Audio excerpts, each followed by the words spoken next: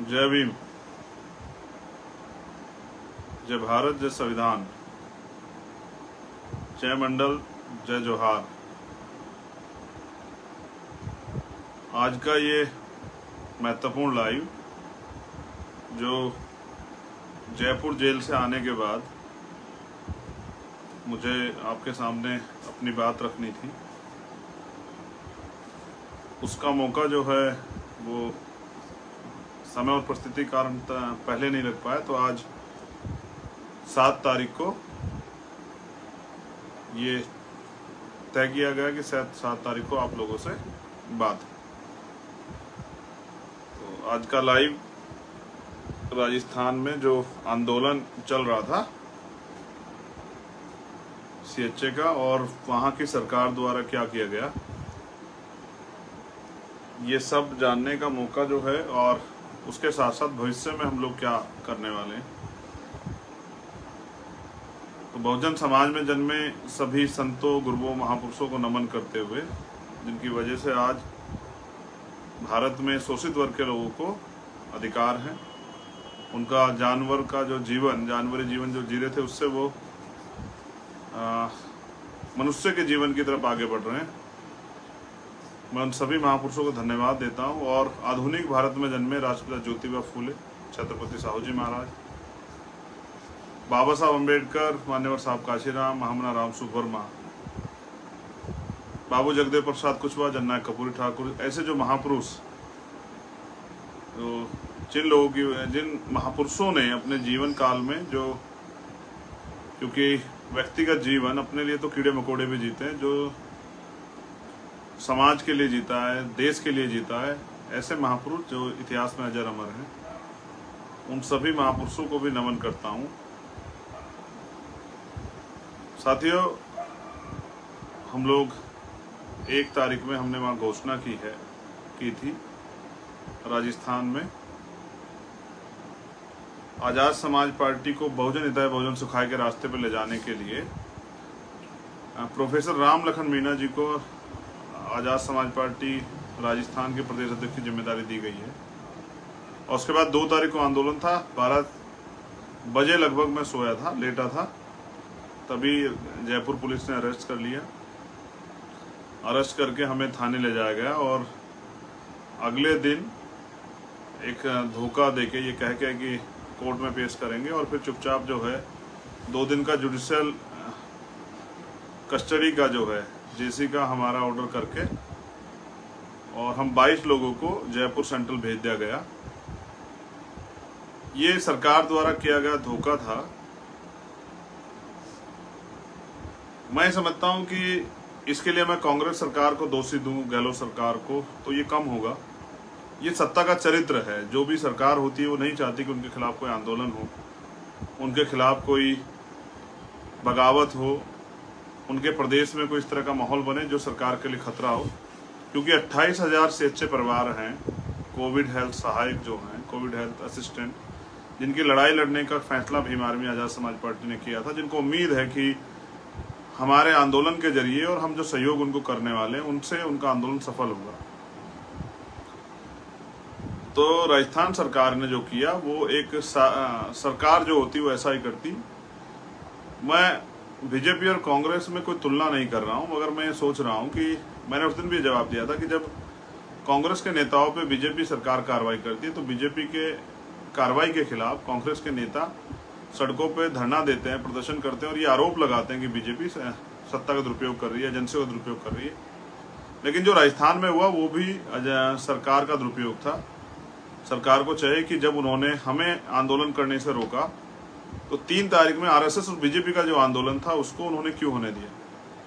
मैंने जो करीब से देखा उससे स्पष्ट होता है कि जैसे पाली में का जो आंदोलन हो, फिर उदयपुर में हम लोग आए थे, तो उस दिन धारा 144 लगा के वहां के डीएम एसएसपी ने हमें रोका कि माहौल खराब है। लेकिन उसी दिन शाम में 5 बजे आरएसएस का पथ संचलन होता है। तो यहाँ इनडायरेक्टली कांग्रेस की सरकार जो बीजेपी के धुर विरोधी होने की बात करती है, वही वहां उस सरकार के मुखिया अशोक गहलोत वहां बीजेपी आरएसएस को बल देते हैं।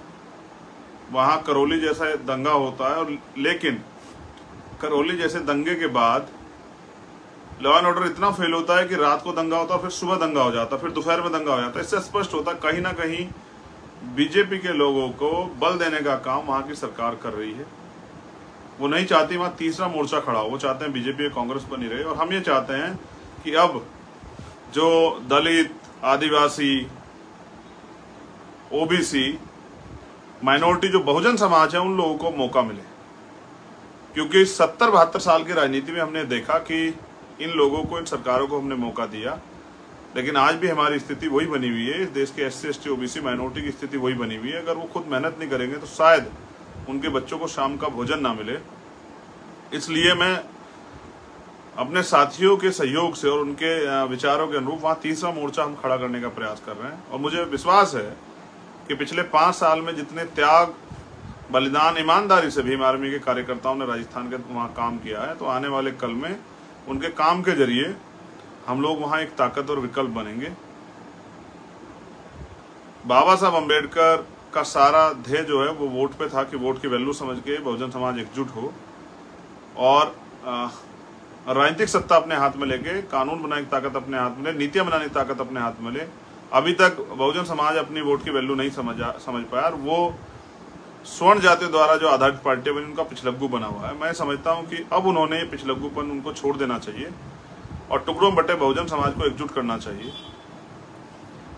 तो फिर अगले दिन संडे था, ये एक सोचा समझा षड्यंत्र था, क्योंकि 3 तारीख का आंदोलन RSS बीजेपी का वहां सफल कराना था मुख्यमंत्री जी को। इसलिए हम 22 लोगों को जेल भेजा गया।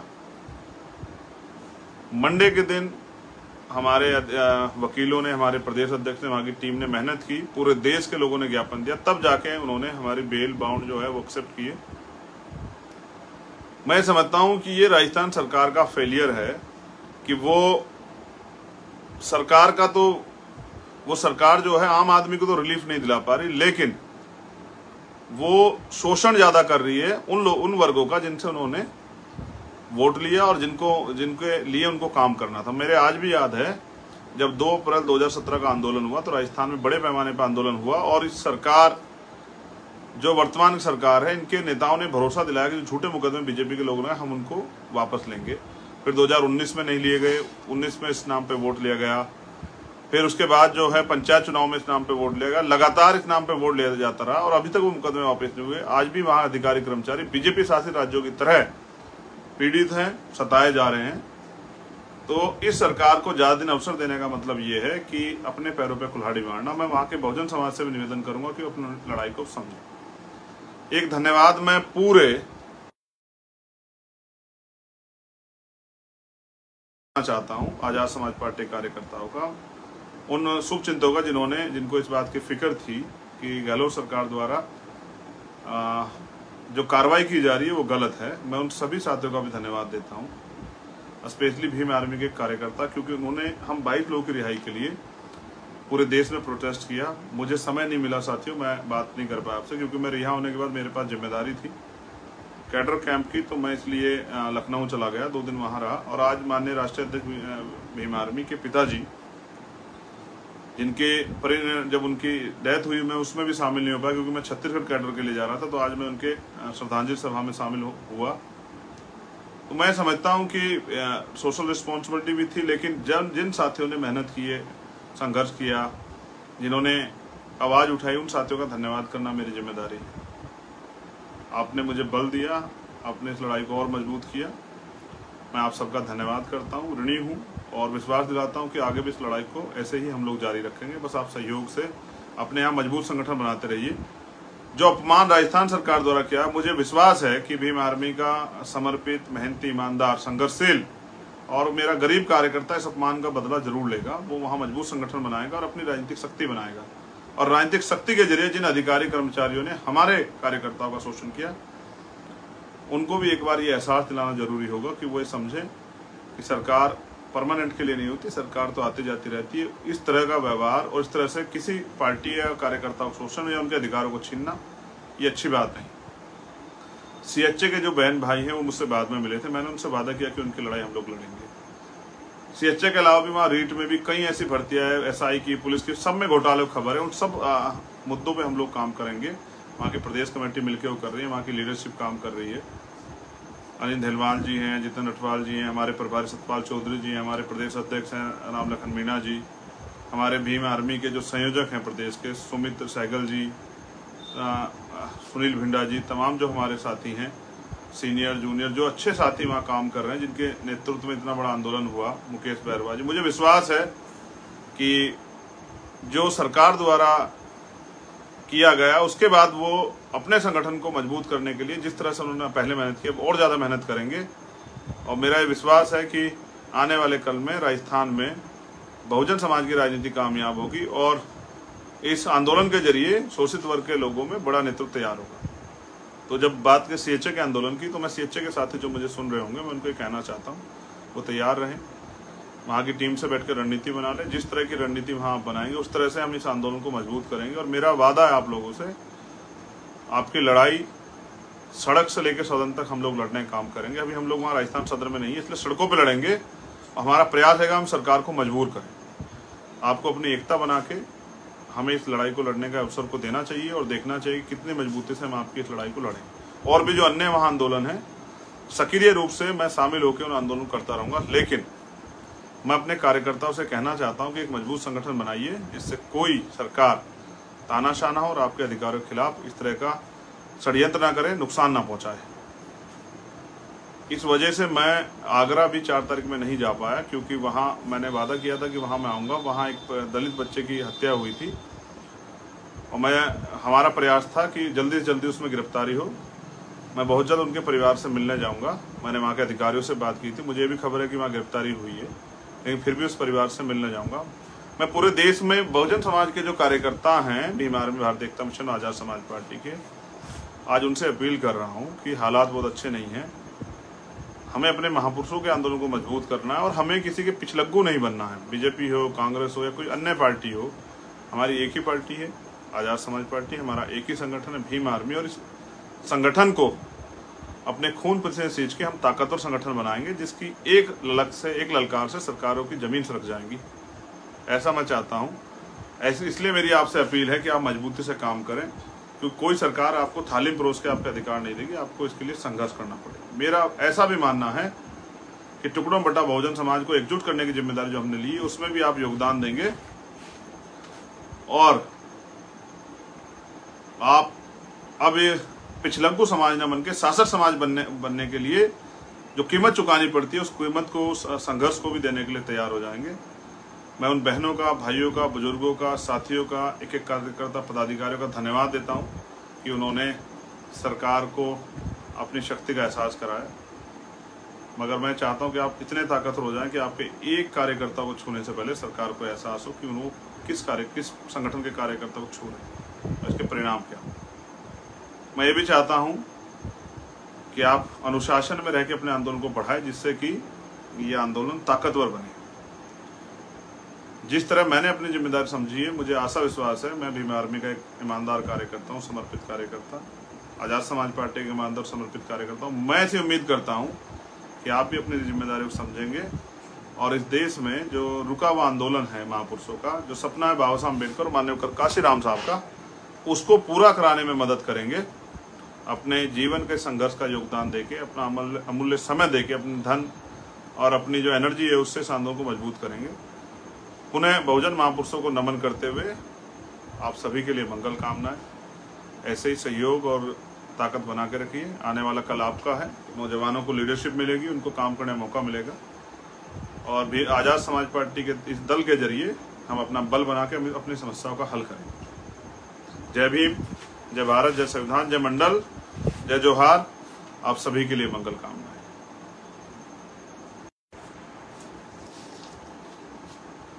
जय भीम, जय भारत, जय संविधान, जय मंडल, जय जोहार। आज का ये महत्वपूर्ण लाइव जो जयपुर जेल से आने के बाद मुझे आपके सामने अपनी बात रखनी थी, उसका मौका जो है वो समय और परिस्थिति कारण पहले नहीं लग पाया। तो आज 7 तारीख को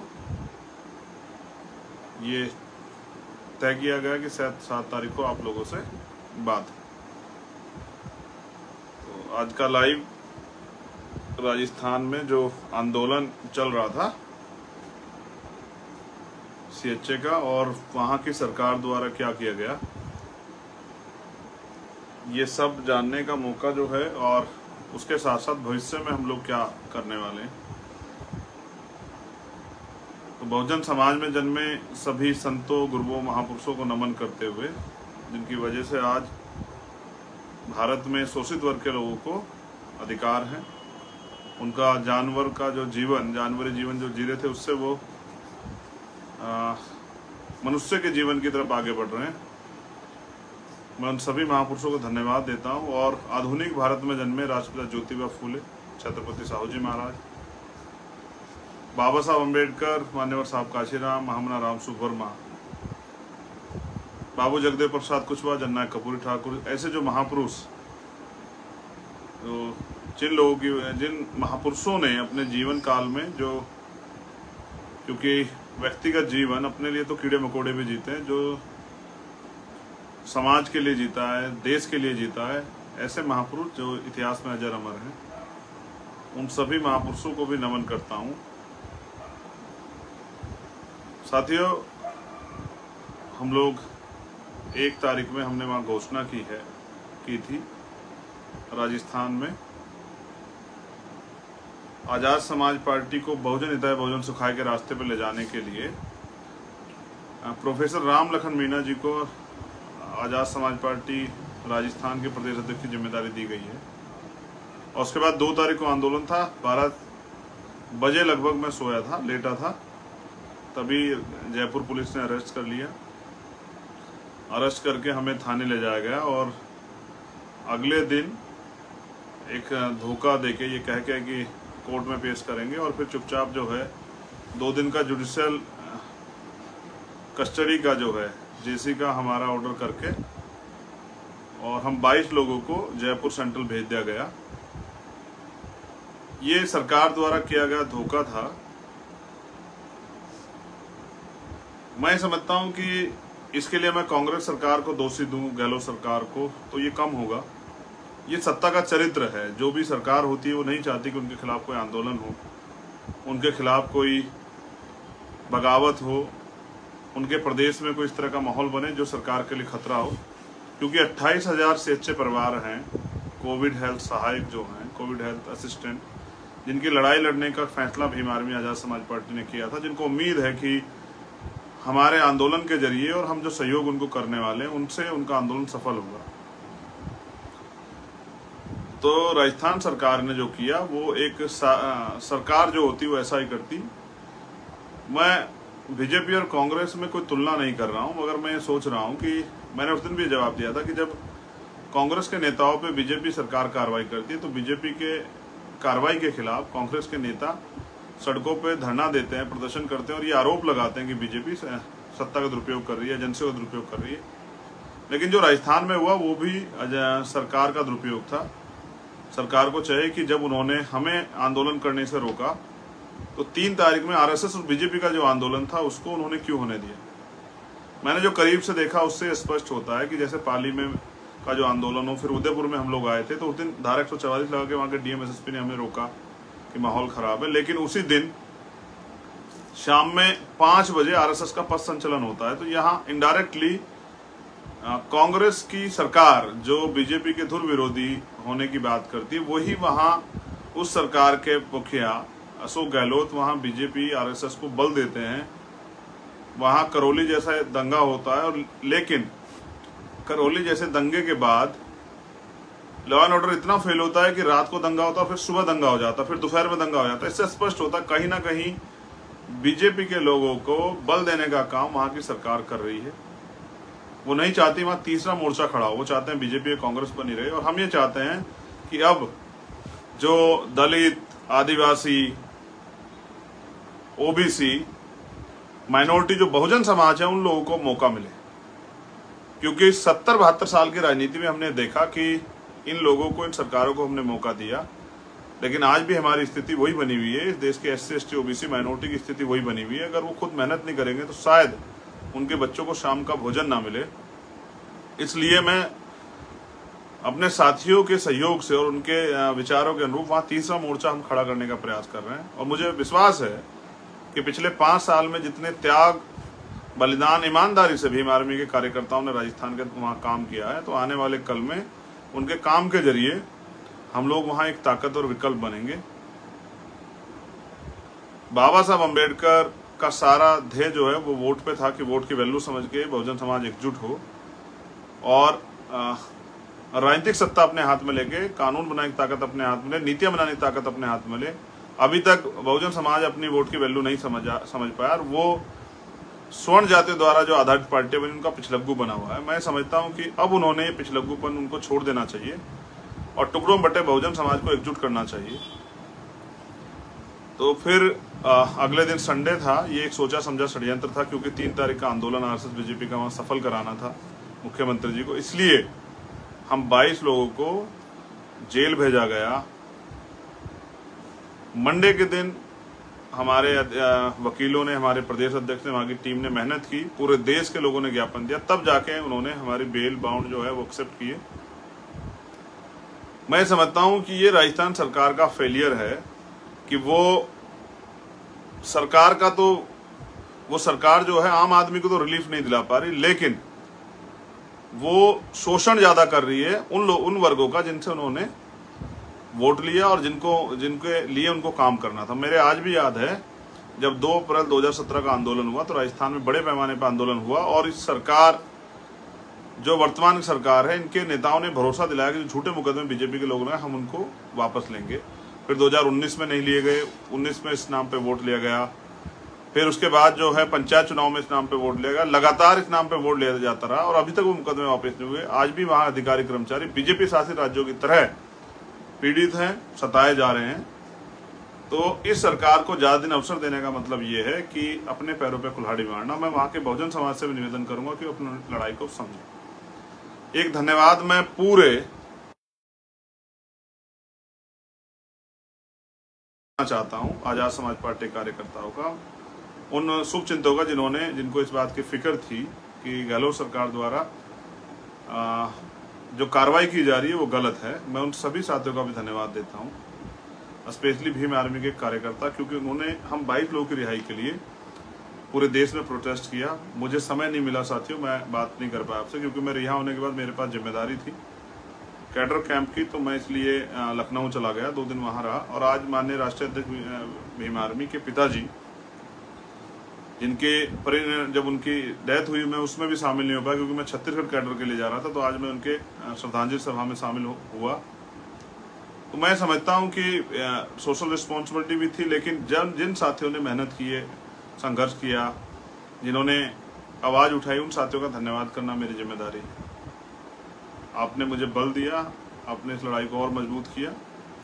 मैं आप सबका धन्यवाद करता हूँ, ऋणी हूँ और विश्वास दिलाता हूँ कि आगे भी इस लड़ाई को ऐसे ही हम लोग जारी रखेंगे। बस आप सहयोग से अपने यहाँ मजबूत संगठन बनाते रहिए।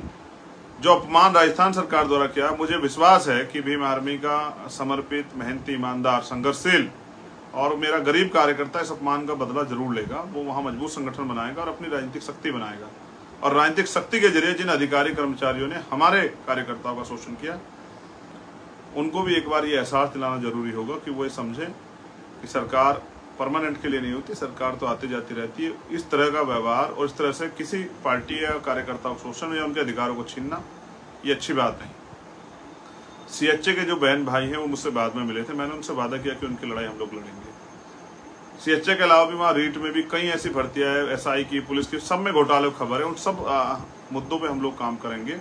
वहाँ की प्रदेश कमेटी मिलकर वो कर रही है, वहाँ की लीडरशिप काम कर रही है। अनिल ढेलवाल जी हैं, जितन अटवाल जी हैं, हमारे प्रभारी सतपाल चौधरी जी हैं, हमारे प्रदेश अध्यक्ष हैं राम लखन मीणा जी, हमारे भीम आर्मी के जो संयोजक हैं प्रदेश के सुमित सहगल जी, सुनील भिंडा जी, तमाम जो हमारे साथी हैं, सीनियर जूनियर जो अच्छे साथी वहाँ काम कर रहे हैं, जिनके नेतृत्व में इतना बड़ा आंदोलन हुआ, मुकेश बैरवा जी। मुझे विश्वास है कि जो सरकार द्वारा किया गया उसके बाद वो अपने संगठन को मजबूत करने के लिए जिस तरह से उन्होंने पहले मेहनत की, और ज़्यादा मेहनत करेंगे। और मेरा ये विश्वास है कि आने वाले कल में राजस्थान में बहुजन समाज की राजनीति कामयाब होगी और इस आंदोलन के जरिए शोषित वर्ग के लोगों में बड़ा नेतृत्व तैयार होगा।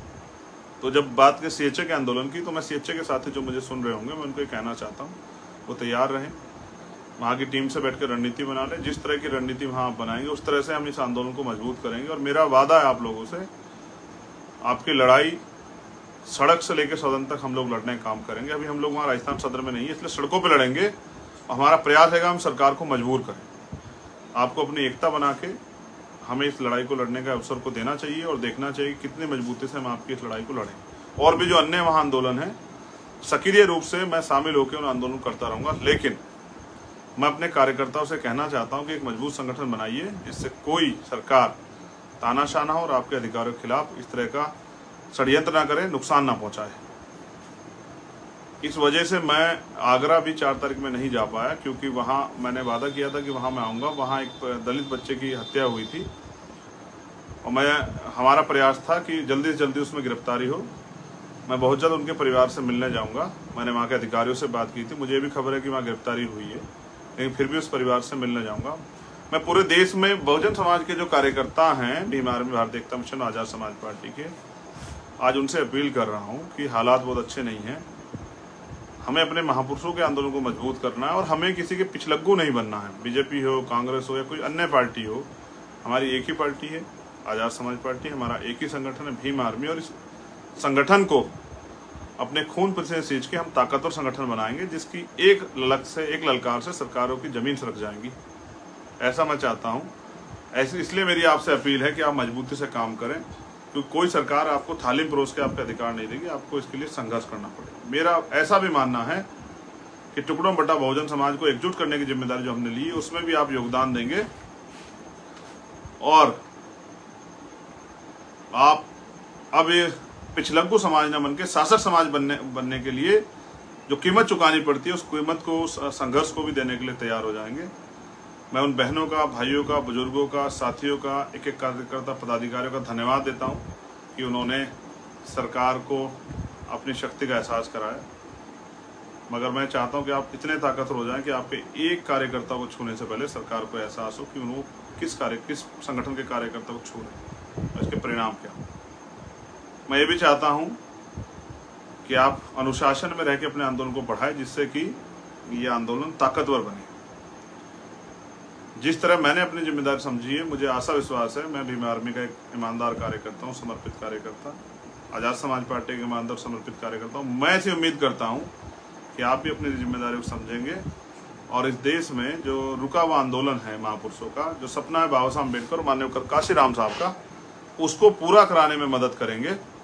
अपने जीवन के संघर्ष का योगदान देके, अपना अमूल्य समय देके, अपने धन और अपनी जो एनर्जी है उससे इस आंदोलन को मजबूत करेंगे।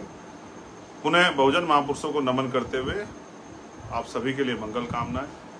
ऐसे ही सहयोग और ताकत बना के रखिए। आने वाला कल आपका है। नौजवानों को लीडरशिप मिलेगी, उनको काम करने का मौका मिलेगा और भी आज़ाद समाज पार्टी के इस दल के जरिए हम अपना बल बना के अपनी समस्याओं का हल करेंगे। जय भीम, जय भारत, जय संविधान, जय मंडल, जय जोहार। आप सभी के लिए मंगल कामनाएं।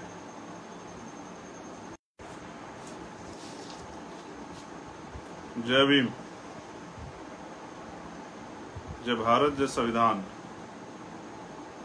जय मंडल, जय जोहार।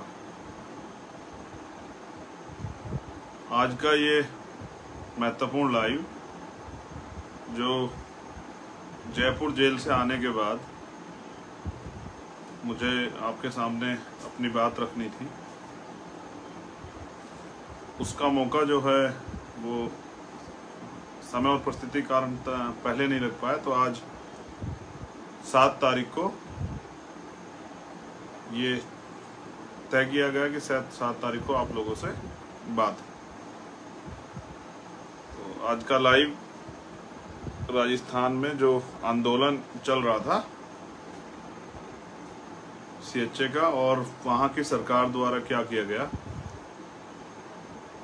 ये सब जानने का मौका जो है, और उसके साथ साथ भविष्य में हम लोग क्या करने वाले हैं।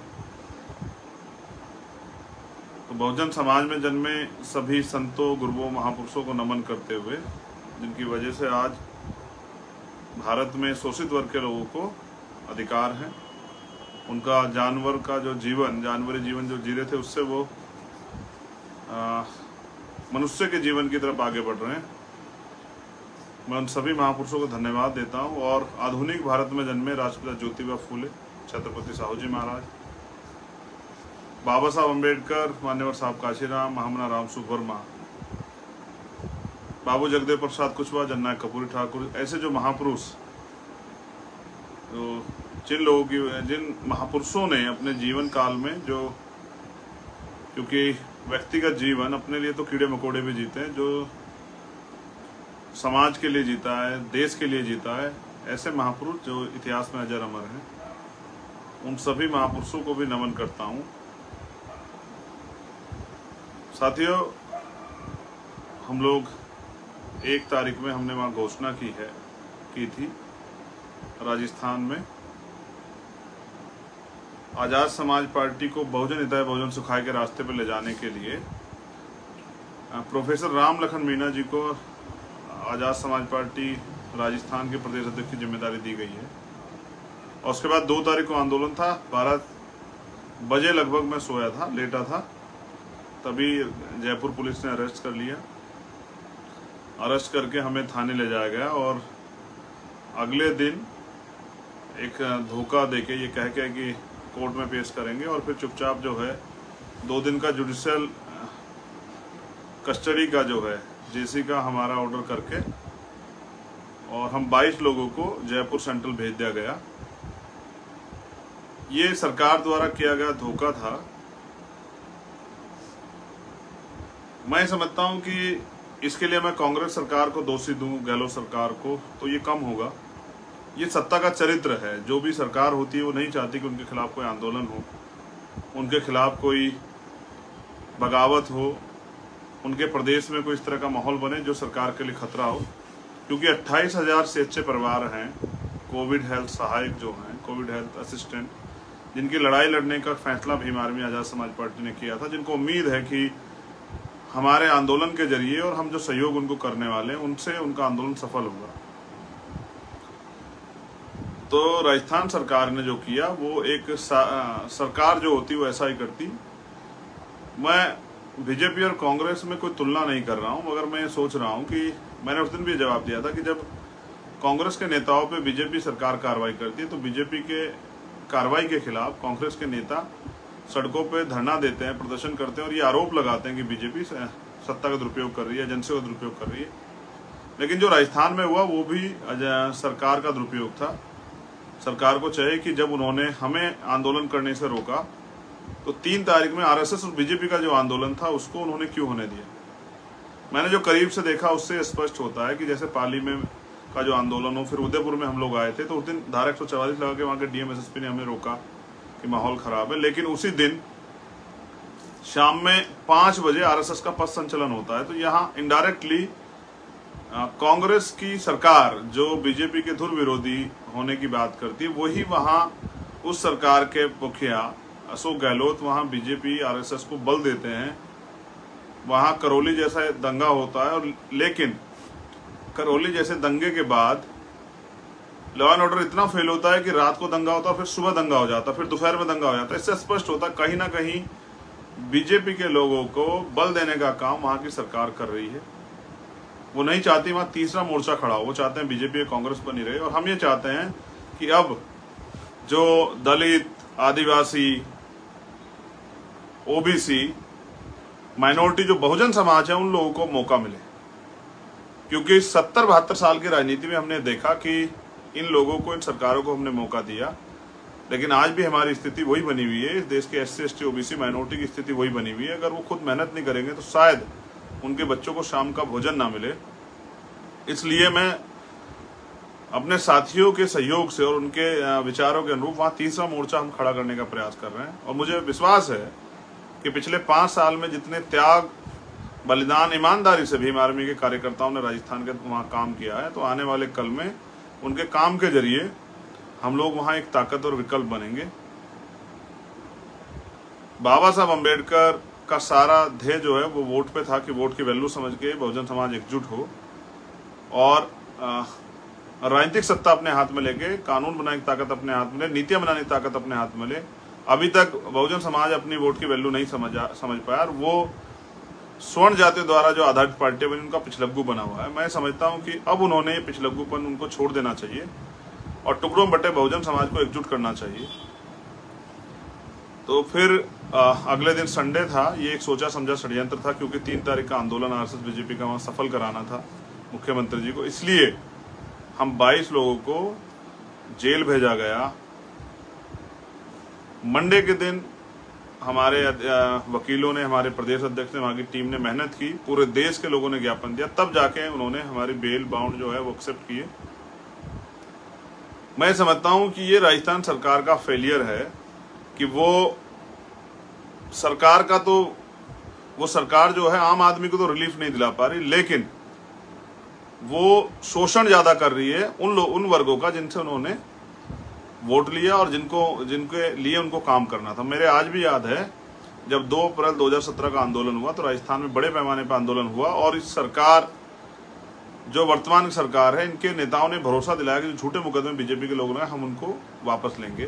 फिर 2019 में नहीं लिए गए, 19 में इस नाम पे वोट लिया गया, फिर उसके बाद जो है पंचायत चुनाव में इस नाम पे वोट लिया गया, लगातार इस नाम पे वोट लिया जाता रहा और अभी तक वो मुकदमे वापस नहीं हुए। आज भी वहां अधिकारी कर्मचारी बीजेपी शासित राज्यों की तरह पीड़ित हैं, सताए जा रहे हैं। तो इस सरकार को ज्यादा दिन अवसर देने का मतलब ये है कि अपने पैरों पे कुल्हाड़ी मारना। मैं वहां के बहुजन समाज से भी निवेदन करूंगा कि अपनी लड़ाई को समझें। एक धन्यवाद मैं पूरे चाहता हूं आजाद समाज पार्टी कार्यकर्ताओं का, उन शुभचिंतकों का जिनको इस बात की फिक्र थी कि गहलोत सरकार द्वारा जो कार्रवाई की जा रही है वो गलत है। मैं उन सभी साथियों का भी धन्यवाद देता हूं, स्पेशली भीम आर्मी के कार्यकर्ता, क्योंकि उन्होंने हम 22 लोगों की रिहाई के लिए पूरे देश में प्रोटेस्ट किया। मुझे समय नहीं मिला साथियों, मैं बात नहीं कर पाया आपसे, क्योंकि मैं रिहा होने के बाद मेरे पास जिम्मेदारी थी कैडर कैंप की, तो मैं इसलिए लखनऊ चला गया, 2 दिन वहां रहा। और आज माननीय राष्ट्रीय अध्यक्ष भीम आर्मी के पिताजी, जब उनकी डेथ हुई, मैं उसमें भी शामिल नहीं हो पाया क्योंकि मैं छत्तीसगढ़ कैडर के लिए जा रहा था। तो आज मैं उनके श्रद्धांजलि सभा में शामिल हुआ। तो मैं समझता हूं कि सोशल रिस्पॉन्सिबिलिटी भी थी, लेकिन जिन साथियों ने मेहनत की है, संघर्ष किया, जिन्होंने आवाज उठाई, उन साथियों का धन्यवाद करना मेरी जिम्मेदारी है। आपने मुझे बल दिया, आपने इस लड़ाई को और मजबूत किया। मैं आप सबका धन्यवाद करता हूँ, ऋणी हूँ और विश्वास दिलाता हूँ कि आगे भी इस लड़ाई को ऐसे ही हम लोग जारी रखेंगे। बस आप सहयोग से अपने यहाँ मजबूत संगठन बनाते रहिए। जो अपमान राजस्थान सरकार द्वारा किया, मुझे विश्वास है कि भीम आर्मी का समर्पित, मेहनती, ईमानदार, संघर्षशील और मेरा गरीब कार्यकर्ता इस अपमान का बदला जरूर लेगा। वो वहाँ मजबूत संगठन बनाएगा और अपनी राजनीतिक शक्ति बनाएगा। और राजनीतिक शक्ति के जरिए जिन अधिकारी कर्मचारियों ने हमारे कार्यकर्ताओं का शोषण किया, उनको भी एक बार ये एहसास दिलाना जरूरी होगा कि वो ये समझें कि सरकार परमानेंट के लिए नहीं होती, सरकार तो आती जाती रहती है। इस तरह का व्यवहार और इस तरह से किसी पार्टी या कार्यकर्ता को शोषण या उनके अधिकारों को छीनना, ये अच्छी बात नहीं। सीएचए के जो बहन भाई हैं वो मुझसे बाद में मिले थे, मैंने उनसे वादा किया कि उनकी लड़ाई हम लोग लड़ेंगे। सीएचए के अलावा भी वहाँ रीट में भी कई ऐसी भर्तियां है, एसआई की, पुलिस की, सब में घोटाले की खबर है। उन सब मुद्दों पे हम लोग काम करेंगे। वहाँ की प्रदेश कमेटी मिलकर वो कर रही है, वहाँ की लीडरशिप काम कर रही है। अनिल ढेलवाल जी हैं, जितेंद्र नटवाल जी हैं, हमारे प्रभारी सतपाल चौधरी जी हैं, हमारे प्रदेश अध्यक्ष हैं राम लखन मीणा जी, हमारे भीम आर्मी के जो संयोजक हैं प्रदेश के, सुमित सहगल जी, सुनील भिंडा जी, तमाम जो हमारे साथी हैं, सीनियर जूनियर, जो अच्छे साथी वहाँ काम कर रहे हैं, जिनके नेतृत्व में इतना बड़ा आंदोलन हुआ, मुकेश बैरवा जी। मुझे विश्वास है कि जो सरकार द्वारा किया गया उसके बाद वो अपने संगठन को मजबूत करने के लिए जिस तरह से उन्होंने पहले मेहनत की, अब और ज़्यादा मेहनत करेंगे। और मेरा ये विश्वास है कि आने वाले कल में राजस्थान में बहुजन समाज की राजनीति कामयाब होगी और इस आंदोलन के जरिए शोषित वर्ग के लोगों में बड़ा नेतृत्व तैयार होगा। तो जब बात की सीएचए के आंदोलन की, तो मैं सीएचए के साथी जो मुझे सुन रहे होंगे, मैं उनको कहना चाहता हूँ वो तैयार रहें, वहाँ की टीम से बैठकर रणनीति बना लें। जिस तरह की रणनीति वहाँ आप बनाएंगे उस तरह से हम इस आंदोलन को मजबूत करेंगे। और मेरा वादा है आप लोगों से, आपकी लड़ाई सड़क से लेकर सदन तक हम लोग लड़ने का काम करेंगे। अभी हम लोग वहाँ राजस्थान सदर में नहीं है, इसलिए सड़कों पर लड़ेंगे। हमारा प्रयास है हम सरकार को मजबूर करें। आपको अपनी एकता बना के हमें इस लड़ाई को लड़ने का अवसर को देना चाहिए और देखना चाहिए कितनी मजबूती से हम आपकी इस लड़ाई को लड़ें। और भी जो अन्य वहाँ आंदोलन है, सक्रिय रूप से मैं शामिल होकर उन आंदोलन करता रहूँगा। लेकिन मैं अपने कार्यकर्ताओं से कहना चाहता हूँ कि एक मजबूत संगठन बनाइए जिससे कोई सरकार तानाशाह ना हो और आपके अधिकारियों के खिलाफ इस तरह का षड्यंत्र ना करे, नुकसान ना पहुँचाए। इस वजह से मैं आगरा भी 4 तारीख में नहीं जा पाया, क्योंकि वहाँ मैंने वादा किया था कि वहाँ मैं आऊँगा। वहाँ एक दलित बच्चे की हत्या हुई थी और हमारा प्रयास था कि जल्दी से जल्दी उसमें गिरफ्तारी हो। मैं बहुत जल्द उनके परिवार से मिलने जाऊँगा। मैंने वहाँ के अधिकारियों से बात की थी, मुझे भी खबर है कि वहाँ गिरफ्तारी हुई है, लेकिन फिर भी उस परिवार से मिलने जाऊँगा। मैं पूरे देश में बहुजन समाज के जो कार्यकर्ता हैं, भीम आर्मी, भारतीय एकता मिशन, आज़ाद समाज पार्टी के, आज उनसे अपील कर रहा हूँ कि हालात बहुत अच्छे नहीं हैं। हमें अपने महापुरुषों के आंदोलन को मजबूत करना है और हमें किसी के पिछलग्गू नहीं बनना है। बीजेपी हो, कांग्रेस हो या कोई अन्य पार्टी हो, हमारी एक ही पार्टी है, आज़ाद समाज पार्टी। हमारा एक ही संगठन है, भीम आर्मी, और इस संगठन को अपने खून पसीने सींच के हम ताकतवर संगठन बनाएंगे जिसकी एक ललकार से सरकारों की जमीन सरक जाएंगी। ऐसा मैं चाहता हूँ। इसलिए मेरी आपसे अपील है कि आप मजबूती से काम करें, क्योंकि कोई सरकार आपको थाली में परोस के आपके अधिकार नहीं देगी, आपको इसके लिए संघर्ष करना पड़ेगा। मेरा ऐसा भी मानना है कि टुकड़ों बटा बहुजन समाज को एकजुट करने की जिम्मेदारी जो हमने ली है, उसमें भी आप योगदान देंगे और आप अब ये पिछलग्गू समाज न बन के शासक समाज बनने के लिए जो कीमत चुकानी पड़ती है, उस कीमत को, उस संघर्ष को भी देने के लिए तैयार हो जाएंगे। मैं उन बहनों का, भाइयों का, बुजुर्गों का, साथियों का, एक एक कार्यकर्ता, पदाधिकारियों का धन्यवाद देता हूं कि उन्होंने सरकार को अपनी शक्ति का एहसास कराया। मगर मैं चाहता हूं कि आप इतने ताकतवर हो जाएं कि आपके एक कार्यकर्ता को छूने से पहले सरकार को एहसास हो कि उन्होंने किस संगठन के कार्यकर्ता को छू रहे हैं, इसके परिणाम क्या। मैं ये भी चाहता हूं कि आप अनुशासन में रह के अपने आंदोलन को बढ़ाएं, जिससे कि ये आंदोलन ताकतवर बने। जिस तरह मैंने अपनी जिम्मेदारी समझी है, मुझे आशा विश्वास है, मैं भीम आर्मी का एक ईमानदार कार्यकर्ता हूँ, समर्पित कार्यकर्ता, आज़ाद समाज पार्टी के ईमानदार समर्पित कार्यकर्ता हूँ। मैं ऐसी उम्मीद करता हूँ कि आप भी अपनी जिम्मेदारी को समझेंगे और इस देश में जो रुका हुआ आंदोलन है महापुरुषों का, जो सपना है बाबा साहब अम्बेडकर और माननीय काशीराम साहब का, उसको पूरा कराने में मदद करेंगे। अपने जीवन के संघर्ष का योगदान देके, अपना अमूल्य समय देके, अपने धन और अपनी जो एनर्जी है उससे इस आंदोलन को मजबूत करेंगे। पुनः बहुजन महापुरुषों को नमन करते हुए आप सभी के लिए मंगल कामनाएं। ऐसे ही सहयोग और ताकत बना के रखिए। आने वाला कल आपका है। नौजवानों को लीडरशिप मिलेगी, उनको काम करने का मौका मिलेगा और भी आज़ाद समाज पार्टी के इस दल के जरिए हम अपना बल बना के अपनी समस्याओं का हल करेंगे। जय भीम, जय भारत, जय संविधान, जय मंडल, जय जोहार। आप सभी के लिए मंगल कामना।